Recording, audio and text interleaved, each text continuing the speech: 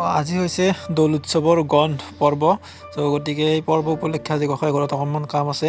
সেই গোসাঁই ঘৰলৈ আহিলোঁ। এতিয়া আমি ইয়াৰ পৰা গোসাঁই ওলাম।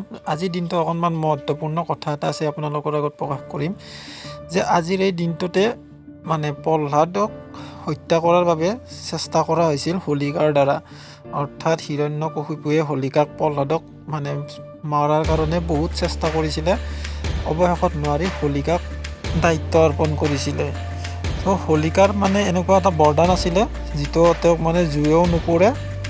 সেয়েহে প্ৰহ্লাদক মানে বহুত চেষ্টা কৰিছিলে মৰাৰ কাৰণে, কিন্তু সফল নহ'ল। সেয়েহে হোলিকাক দায়িত্ব অৰ্পণ কৰিলে। কিন্তু হোলিকাক সেই বৰদানৰ আঁৰত এটা আৰু কথা কৈ থৈছিলে যে যদি তেওঁ মানে ধৰ্মৰ বিপক্ষে মানে শক্তিটো ব্যৱহাৰ কৰে তেতিয়াহ'লে তাৰ এই বৰদানটোৱে কাম নিদিব।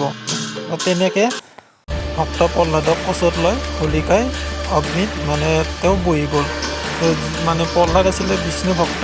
সেয়ে ধৰ্ম স্থাপনৰ কাৰণে বিষ্ণু অৱতাৰ লৈ কিনে প্ৰহ্লাদ স্বৰূপে পৃথিৱীত মানে জন্ম লৈছিলে।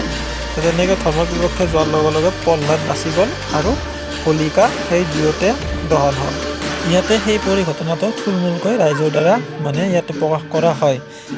আৰু ইয়াতে আমাৰ যে গোসাঁইটো সেইজনো মানে প্ৰহ্লাদ স্বৰূপে, আৰু শুকান কলপাতৰ যিটো মেজি বনোৱা হয় সেইটো আমাৰ হোলিকা ৰূপে দহন কৰা হয়। ইয়াতে এইটো দহন কৰা হৈছে। আৰু এই পৰিঘটনাটো সম্পূৰ্ণ দৌল উৎসৱৰ আগদিনাখন হৈছিলে কাৰণে দৌল উৎসৱৰ আগদিনাখন গন্ধৰ দিনাখন এইটো প্ৰকাশ কৰা হয়। যেনেকৈ দুৰ্গা পূজাৰ দশমীৰ দিনাখন ৰাৱণ বধ কৰা হয়। সেইখিনি আছিলে ইয়াৰে তাৎপৰ্য আৰু এই কাৰ্যসূচীখিনিৰ মূল অৰ্থ, অৰ্থাৎ ধৰ্মৰ ওপৰত অধৰ্মৰ পৰাজয়।